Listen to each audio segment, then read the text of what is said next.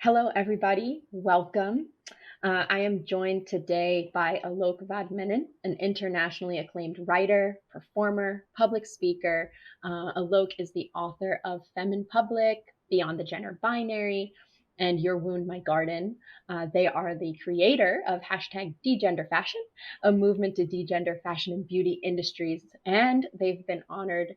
They've had many honors. I've been honored as one of the HuffPost culture shifters, NBC's Pride 50, Business Insider's Doers, and over the past decade, they've presented at more than 600 venues in 40 countries, most recently headlining the 2021 New York Comedy Festival.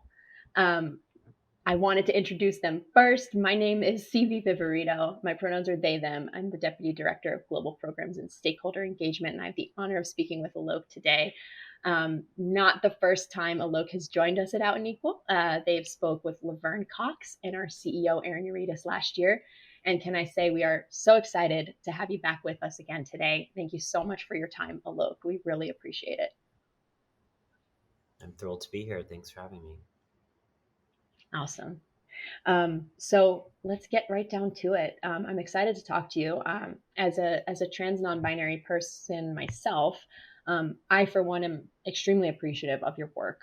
I know that you've no doubt changed many hearts and minds using your platform, and of course I'm also interested in your work as someone who works at Out and Equal, right? Someone who works with over 200 companies from countries all over the world, because so often in our work here, we see companies doing more and more to make space for and embrace their non binary employees, although sometimes falling into this trap still of assuming that there is a standardized set of needs for this entire community. And kind of once you tick off these five things, you've done it, you've reached inclusion. But of course, our community is fluid, and therefore the needs are fluid. They change over time with our shifting social tides, with changing legislation, and of course with our own intersectionalities. So, my first question to you, I'm very curious to hear your perspective on this, as I'm sure you've run across it many, many times, is how kind of you would articulate to people that non-binary folks are not monolithic, and how can we help people challenge those assumptions about what it means to be non-binary? Yeah, totally. Thank you so much for that question. In our culture, we understand that cis people are complex and unique and different from one another. We would never say that there is just one issue facing women. We would understand that there are different kinds of women who experience different kinds of issues. And we understand women's issues as multifaceted. But when it comes to trans and especially non binary people, there's a flattening that occurs. And that's deeply concerning because what that often does is only prioritize the people who are most privileged within our community, um, which often is white, class ascendant, elite educated, non binary people. When the issues facing non binary people of color and working class non binary people are very different. So, an illustration of what this can look like is a lot of offices might think that they're doing inclusion work by expecting people to include their pronouns in their emails, which of course is important and that helps all of us. But a lot of non binary people of color aren't even being hired at these organizations because of discriminatory practices that around dress code, where people might think that you're unprofessional if you look a certain way. And so inclusion of non-binary people doesn't just matter to the employees that are in the office already. It's actually about shifting policies, approaches, and strategies such that we can recruit more non-binary and gender non-conforming people into the workplace to begin with. And then another great illustration of this is we hear a lot about non binary people in terms of training around gender. And I think that that's really important. But what often gets lost there is the intersections of gender and race. One of the things that I often get concerned about during Pride is that our conversations around LGBTQ issues are sometimes separate from our conversations around racial equity and racial discrimination, when all the data that we have actually shows that Black non-binary people, Indigenous non-binary people, and POC non-binary people are paid exponentially less than their peers, are not representative in leadership positions whatsoever. So we can't lose that commitment to intersectionality, which often happens. One of the lessons that we can learn from the history of cis women's rights is the biggest beneficiary of affirmative action programs in the United States have been white cis women, not actually Black people and Indigenous people who these mechanisms were created for. And so, what we're often seeing in the trans and non binary space is that white trans and non binary people are able to be tokenized by companies as diversity metrics, whereas Black, Indigenous, and POC trans and non binary people are an afterthought or not even considered. Yeah, absolutely. Thank you so much for bringing this to light, because this is an extremely vital piece of the conversation and something that I think we're hopefully trying to focus on more and more. And you kind of remind me of a different lens that I think we should also be taking, which is something that you just touched upon. Um, you know, and I think there's a 100% a place for this. So another thing that we've heard multiple times is that non-binary identities are somehow new, or a trend, or something that the younger generation has invented. I mean, you name it. And so, in response to that, Out and Equal had put out kind of like a short and sweet guide on the global history of gender, noting that we trace genders outside the binary all the way back to earliest recorded human history, ancient Egyptian hieroglyphs, 2000 BCE, and moving forward to now. So gender outside the binary is nothing new. Binary gender is mostly a Western colonial concept that was forced onto Native cultures around the world, starting in 1500s ish. But of course, it's nothing new. However, thanks to the folks before us, we are now finding more and more opportunities and more space to kind of further explore and express those identities. So there's two things happening at once. Um, and I know from being a fan of your work that you've found this approach and you've utilized it in the way that you explain gender to people. Have you found this to be helpful or not helpful in your conversations around gender? And then how can our audience of practitioners ensure that their DEI work recognizes when an approach is perhaps Western washed, and therefore work to decenter that? I'm so glad that you're bringing this up because I think oftentimes when we have this gender conversation, it's very US and Western centric.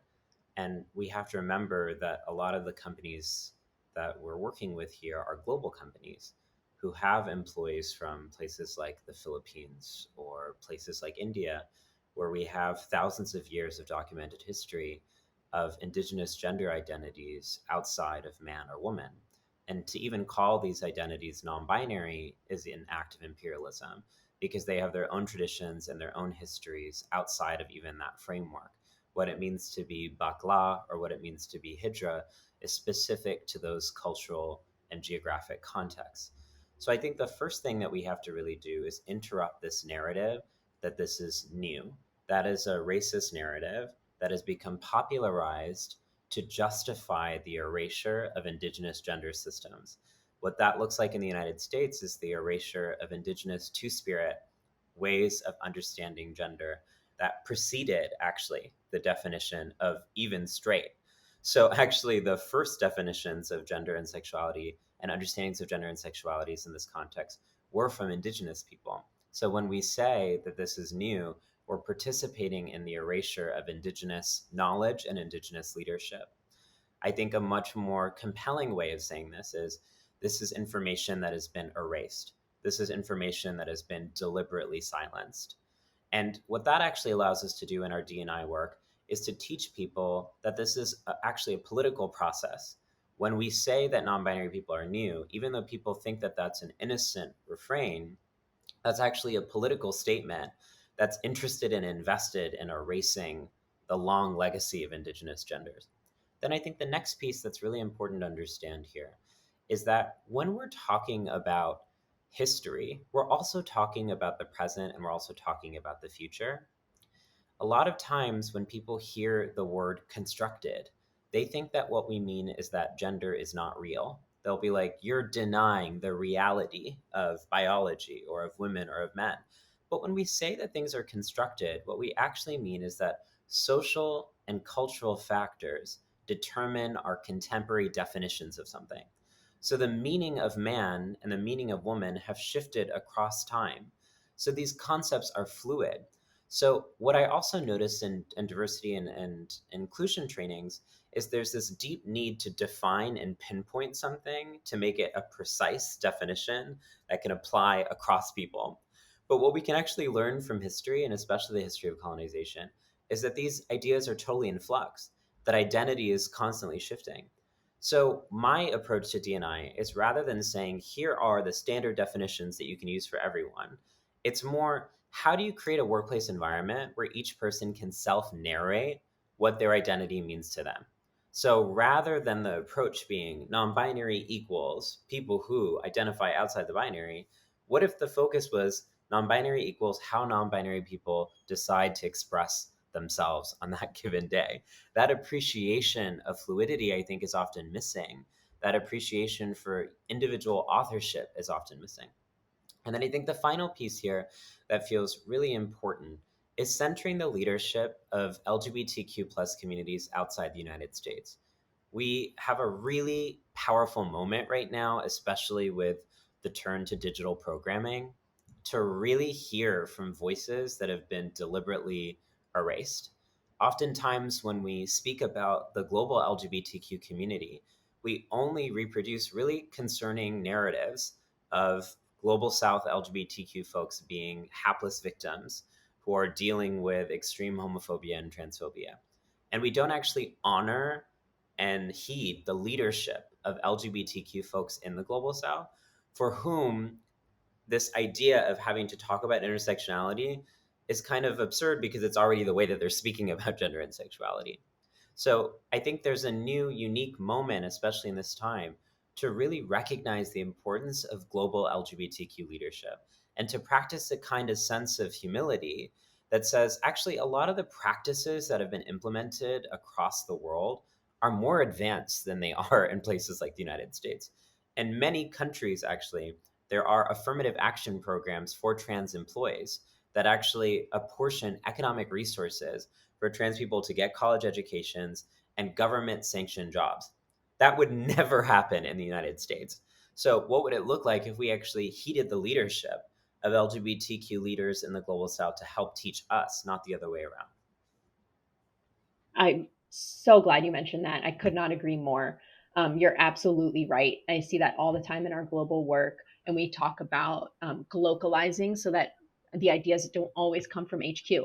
The ideas can very well come from and are coming from your local offices. So, making sure that we're listening to all of those voices because there are a lot of interesting things happening all over the world. And if we talk to each other about them, we might actually learn and begin to innovate a little bit more around best practices.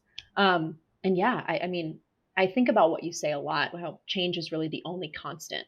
And so we are always keeping up with ourselves, and that requires extra work, but that's life, and that's what this is. So thank you for that wonderful answer. That really resonates with me. Um, Actually, in speaking about change, we're talking about changing systems and changing institutions and corporations, and that's huge. And it can feel overwhelming, but we could also remember that our systems are made up of people.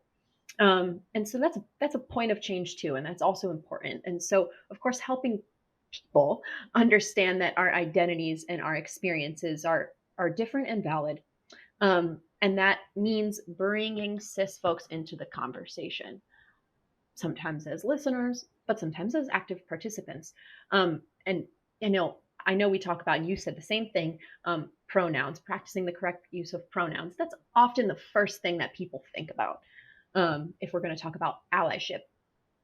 But that's not the only thing that people can do to make a real change. There's so many other avenues, and I'd love to hear your thoughts here. What are some other tangible ways that we can approach this individual level culture shift? So how can cis folks be a part of workplace inclusion, an active part of workplace inclusion for trans and non-binary folks, human to human, on that individual level? What can we do? You know, I love this question because we're in a moment right now where there's unprecedented targeting of specifically trans and non binary people. And oftentimes, the way that the media and general society speaks about it is LGBTQ, but we have to be very honest that it's a coordinated attack on trans rights and non binary rights. So, what we actually need is solidarity, even from cisgender, gay, and lesbian and bisexual folks, which is often really missing in our LGBT faction. So, this conversation is not just about what straight allies can do, but cis allies. And I think that that's often hard for a lot of gay, lesbian, and bi folks who are cis to hear, which is that they do have privilege. And that within our LGBTQ community, we have to be very honest about the specific harm that is being faced by trans and non binary people right now. So, here are some active ways that I really think that we can address this. The first is I've been hearing from a lot of trans workers who are in states in the United States, especially, that are being targeted by these policies. And they feel very hurt that their companies are not taking public stances in support of trans rights and in support of trans families. The burden shouldn't just be on trans workers to bring this up in the workplace. It should be on all cis workers to also say, hey, we have people here who this is impacting. We need to address this and we need to talk about this. And we need to actually investigate whether we're receiving funding from some of these politicians that are passing these anti trans legislations, which is often the case. And that work has a long way to go because it feels like right now trans people only get support when it's symbolic and not when it's material. And what we're really looking for right now is economic investment in our communities and willingness to take an economic hit to show up for what's right. Because right now, telling lies about us and passing policies about us is seen as profitable, and we have to interrupt that. So it's no longer business as usual on the economic front around trans rights. The second thing that we really need to address is the rise of trans exclusionary feminism. So, the way that this often shows up in the workplace is justification of discrimination against trans and non binary workers often resources the rhetoric of feminism. It's seen as protecting women and girls. So, there's this narrative now that if we are talking about trans and non binary people, we are somehow undermining the strides that women in the workplace have made or undermining protections for women in the workplace. But that zero sum ideology that says that if trans rights get focused, that somehow derails or distracts from women is an incorrect equation. We can all come up together, and there are trans people who are women. So that's already a false differentiation because trans rights are women's rights are trans rights. So we need to equip ourselves to actually be able to respond to the resourcing of this rhetoric and say, this isn't actually what's manifest here. Trans rights actually are inclusive of women's rights. This is not an opposition. And then I think a third thing that feels very important right now is talking about access to healthcare. Reviewing your healthcare policies to make sure that they're inclusive of gender affirming procedures.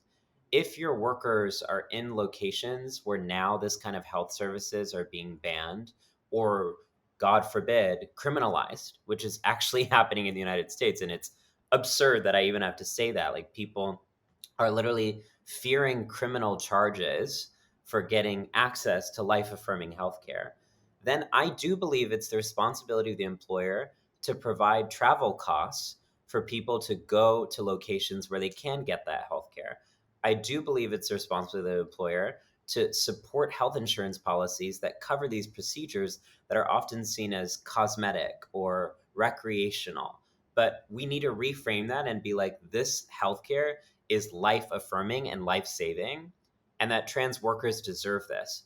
And once again, I just really feel like the onus and the burden shouldn't be on trans and non binary people to do this, because this often makes us more targets in the workplace. We're seen as hypersensitive, we're seen as asking for special rights and access. But asking for healthcare is not a special right. That should be a guaranteed and dignified right. Thank you for bringing this up. You're 100% right.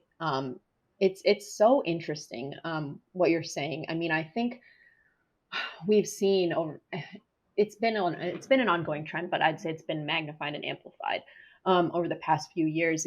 Is the corporate kind of the private sector really growing or needing to grow almost its public advocacy voice in opposition to some of this very harmful legislation that's been happening. Um, so some companies are really finding their space in that regard. But it's still happening. And so, to your point, it cannot be on trans and non-binary folks to just fend for themselves. The companies have power and influence. Trans and non-binary folks work for companies or would like to work for companies, and so that is where a power shift could happen if taken advantage of this opportunity in the right way. And speaking of, just to kind of go off of that, I know that you have been down in Texas over the last few months, and of course you grew up in Texas as well, advocating for trans youth and families. Um, and it's been difficult for me to consume this news. It's just heartbreaking. Yet at the same time, I see so many people really stepping up and fighting so hard. So that's also heartwarming. Live, just a lot of mixed emotions around this right now. But maybe that is something that we need to kind of hear about and talk about. And maybe you can share a little bit more about with this audience why that work is so important to you and why you're there, and what we can do. I know you just mentioned a little bit of it, but if there's anything else that we can do in the face of this wave of just anti-trans sentiment and legislation. Yeah, totally. I'd love to sort of set the groundwork of what's happening in the United States right now for people. So we have almost 300 policies that are being debated and sometimes passed across the United States that are specifically targeting trans and non-binary people. And these are a conservative effort to divert attention away from really pressing issues like a global pandemic, housing evictions crisis, mass shootings, things that we need to actually be addressing. So many policymakers are making up issues. I've always thought it's ironic that they accuse us of making up genders when they are, in fact, making up political issues. They're manufacturing issues that don't exist as a way to do fear mongering and divert people's attention away from real issues and curry political favor and economic gain. So we've seen this strategy across history, the scapegoating of a vulnerable minority as a way to distract people. And we know where that leads us. And this is a whistle that trans people have been blowing to say they're coming for us right now, but it's only a matter of time until they come for everyone. That this is actually endangering the fabric of our democracy and the sanctity of so many of the political institutions that we've created in this country. So, what this looks like is in a state like Texas, where I'm from, parental support for trans and non binary people is being investigated as a form of child abuse. So I've been meeting with trans young people and their families, and a lot of trans young people are basically like, every day I can't sleep because I'm afraid that I'm going to be separated from my parents. I'm speaking to parents who are deciding to move out of the state of Texas to other states because their kids are being so bullied in school. Recent data from the Trevor Project is actually showing us that in these states where there are these anti LGBTQ legislations, we see higher rates of LGBTQ youth suicide because a lot of young people are imbibing this information that they are wrong or don't belong or that there's something fundamentally evil about them. And they're giving permission to bullies to target them. So we know as trans and non binary people, this is actually increasing hate violence. It's just that the hate violence is often misreported. What is so frustrating is that the way that this gets justified is through freedom of speech or freedom of expression, when we know this is actually about our life or death. We know that this is actually about trans and non binary people dying, and we have to speak about it as such. So, some of the things that we can do right now, first of all, is I get really concerned when we give up on the South and the Midwest, or when we give up on entire regions of the world. There are LGBTQ people everywhere, and people should not have to move in order to be themselves. We have to operate from that premise. And so, what that looks like is we need to equip local LGBTQ leaders and companies with the resources they need to make change.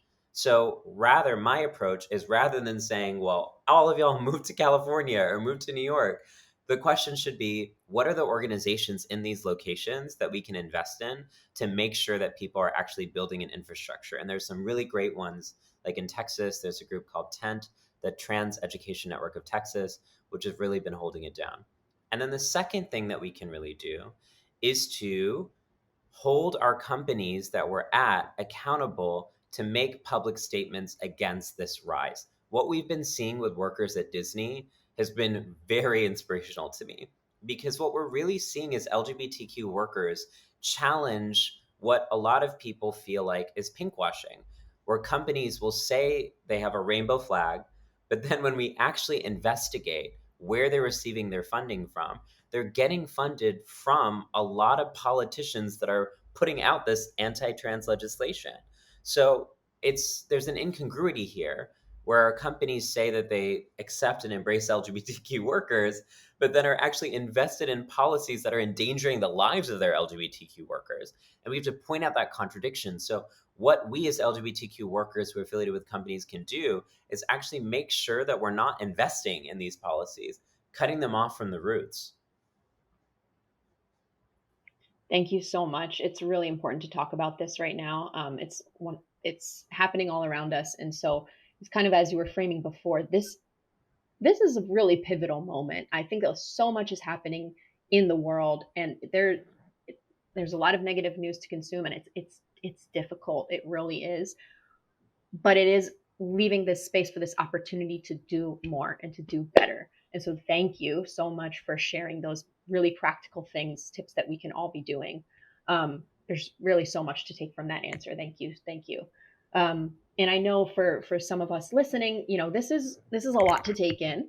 And but it's so please do take your time, think about these things, absorb them, ponder how this fits into to the way that you can contribute to the movement in your company. What can you offer? And in that regard, Alok, I think so many people really look to you as an example of what we can do. You have this platform that you use so beautifully. You're someone who is vocal and encourages us all to make these changes, to embrace fluidity of expression, move past these gendered expectations of how certain bodies should exist in the world, what this means for our systems and how we can change them. And your visibility, your voice along all of these intersections of being a non binary person, being a person of color, what originally motivated you to step into the public spotlight? Because that is another layer of vulnerability that a lot of us, myself included, would just be too scared to step into. But with that vulnerability comes all of this power that you have to change people's hearts and minds, to speak to people who really need to hear that, myself included, again. So what was your motivation to step into that public spotlight and use your voice for public good? Hmm. I think I just felt like I never wanted any young person to ever have to go through what I went through. And I felt this deep need to protect the future generation. I think that what's been so hard about this past year, even since we were all last together, is just seeing how spineless these policymakers are in targeting perhaps one of the most vulnerable communities in this country, trans and non binary young people. People who often don't have the support of their families, their schools, their religious organizations, and their communities. And I know that sense of hopelessness really intimately. And I know what it's like to have no one show up for me. And I know what it's like to be bullied and for the majority to be silent. And that traumatized me more than the bullies is all the people who witnessed it happening and did nothing. And so I'm at a place in my life now where I have support. I have people I can talk to, I can process things with. I have affirmation for who I am and what I look like. The majority of trans and non binary young people in this country do not have that. And who's showing up for them? And so I feel this deep need as part of my own healing to create a world where trans and non binary young people feel safe, where trans and non binary young people know that they're allowed to grow up, When I was in Texas, we were protesting outside of the governor's mansion, and a young trans teen came up to me with a wand that he had painted in the trans color flags. And he said, "Hey, look, I know you get harassed just like me. And I just wanted to give you my wand. Whenever I'm getting bullied at school, I pretend that I'm a wizard and that I can make all of the pain go away. And I want to make you feel protected too." And that just broke me, because even when these kids are having to deal with so much, there's still so much love in us. And I think that's the history of trans people. And especially during Pride, having this conversation during Pride, I think it's really important to understand that as trans and non binary people, we always found ways to love ourselves and love one another more than other people could ever hate us. And that what kept our community going actually was a deep love for one another. What that looked like historically is when we didn't have organizations, we housed one another. When we didn't have healthcare, we helped one another with clothing and outfit and medicine. We come from a deep tradition of mutual aid and community and friendship. And I think that really needs to be activated right now. Is that it doesn't matter if we have proximity to safety in our own lives. The fight only ends when every single trans and non binary person can safely express themselves without fear of retaliation. Oh, thank you. Even your answer was honestly healing to hear. Um, yeah,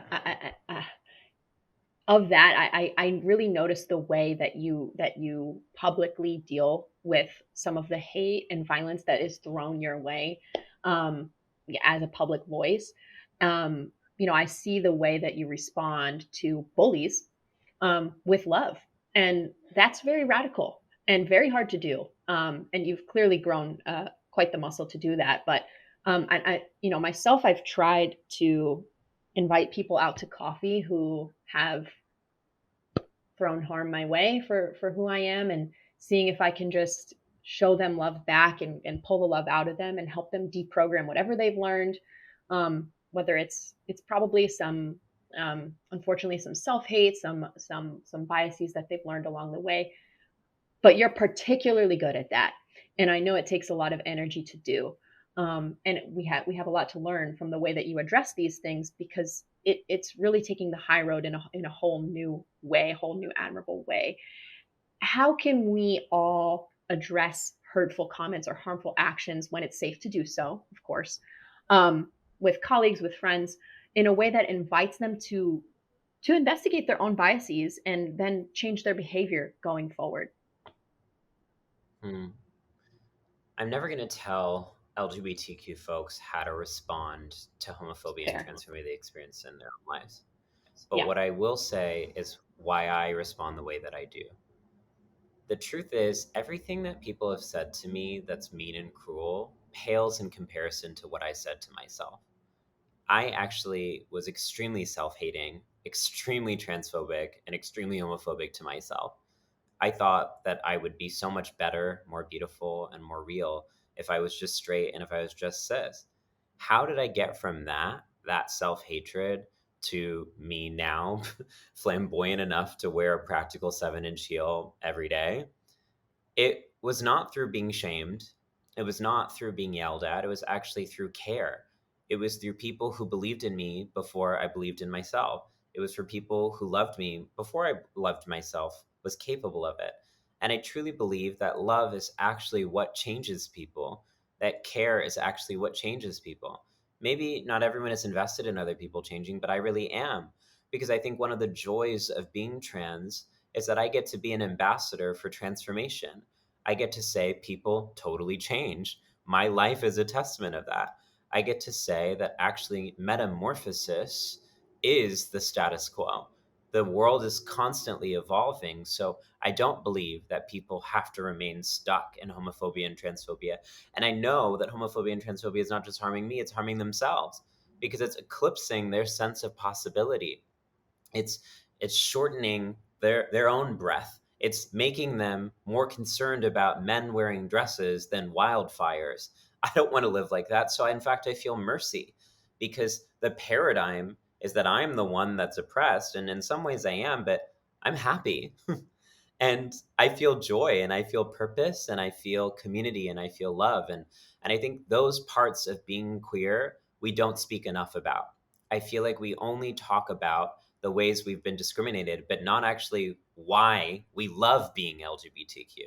And why I love being LGBTQ is it's given me access to new beauty standards. It's given me access to like communities that want me to be full and express myself, not minimize myself or erase myself. And because of the love of my community and the sacredness of the spaces I've had access to and the care that I've had, I have the stamina to humanize these people and say, you belong here too. Do I think everyone needs to do that? No, but I do believe that the more that I had access to healing in my life and the more that I began to accept myself, the easier it was for me to accept other people. Yeah, absolutely. I love that, and I'm so glad that you've come to that place, because it is really helpful for others to hear, and you are making change every time you have those conversations. And you bring up a point that is kind of it's absolutely perfect, and it was how I was hoping we would kind of close out this conversation, because by nature, and sometimes especially during Pride Month, um, our conversations get a little bit heavy. It's also been a heavy Mhm. past couple of years. And we so often focus on the work that needs to be done, the challenges that we have, the barriers that we still face, past, present, and future. And we should be focusing on that because that's what we're working towards.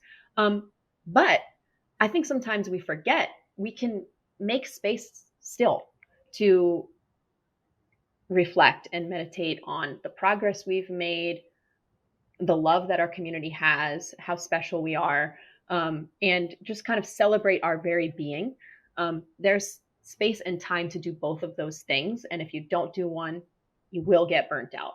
And I've certainly learned that myself over the past few years. It's something that I am working on doing more and more of, that we can focus on the challenges ahead, still save some of my time and energy to focus on joy, on the progress we've made, as I said, our beautiful community, what makes me happy. And so, especially during Pride Month, I mean, why not? This is a time to recognize the leaders before us who've gotten us to where we are now, and making space to think about, okay, what are our next steps, but also pause, breathe, take a moment to celebrate our successes and who we are today. And so to close us out, if you can just build upon that a little bit, I was wondering, you might share with us, what are you doing or not doing today to cultivate joy, and to celebrate our community? And what can we all do this month and July and August and the whole year, to continue doing that and to take those moments, those really important moments? Hmm. I think one of the most enduring legacies of LGBTQ activism across the world is the ability for a protest to be a party and for a party to be a protest. We've long held that levity and gravity can be braided, that we can both acknowledge trauma and grief and pain and violence while also acknowledging growth, expansion, transcendence. And that's what I'm trying to do in my life is in response to the rise of draconian anti-trans disinformation, fear-mongering, and violence. I'm going to live my best and most flagrant trans life. I see our joy as resistant because there's a negative PR campaign that's making you believe that living a trans and gender nonconforming life is unlivable. That's what they're doing actually. Is the reason they're maligning us so much is because they're trying to punish everyone into binary traditional gender norms. And they're being taught if you at all step out of line, you're going to be punished like we're coming after Alok. So, in response to that, I'm actually going to show people what freedom looks like and make freedom concrete. And this is, I think, where my work as an artist is, it feels really important to me. Is being an artist is about an everyday experiment with freedom. And what freedom really looks like is about saying, joy is unshakable for me. Happiness comes and goes, just like suffering. But my natural orientation is joy. And by joy, what I mean is expansion and growth. That is truly the metronome of the universe, is change. So if I accept that, then nothing anyone could ever do or say in the world is permanent. Nothing I do or say is permanent. And there's so much joy in that that comes from me, that awareness of how insignificant we are in the scheme of things. So why not try anyways, you know? I think for a lot of people that defaults into nihilism, but for me, it actually gives me a profound sense of joy to know that we're so small in the scheme of things. I I love that. That resonates so much. I am an astrophysics nerd, so I actually think about that all the time. I think about the fact that we are so small. We are moments in time. We are the blink of an eye, and we don't have really that long in terms of the expansion of the universe and how long, whatever. Um, we have this moment, um, and we have the time that we're given, and we should be fighting to make this world a better place. Um, but again, making sure we're infusing joy into that. And I've never really thought about what you've said in that way, how our community has has this uncanny ability to make protest a party and party a protest. I mean, that is really important. That the balance of knowing that we need to work on something and fight for ourselves and our community, but at the same time practicing love for each other and joy and celebration. That is an equilibrium that is complex to reach, yet we've done it time after time, and that in and of itself, I think, is something that we can celebrate. So thank you for that beautiful answer. I really appreciate it. And it's been a joy and a pleasure speaking with you.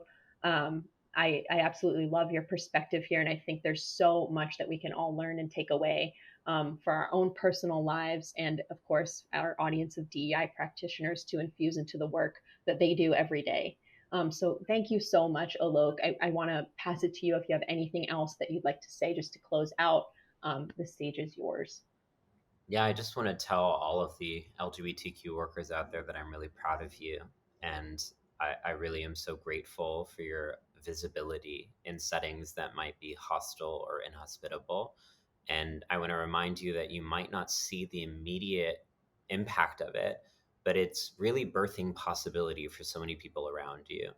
And it's shifting mindsets and paradigms and creating space for other people to be free too. So if you're ever feeling hopeless or impossible, remember that you can't quantify your impact on the world, but it's being deeply felt. Yes, absolutely. Beautiful. Well, thank you. Thank you so much, Alok. We appreciate your time and the energy you put into this conversation. Thank you. Thanks for having me. Awesome. Thanks, everyone.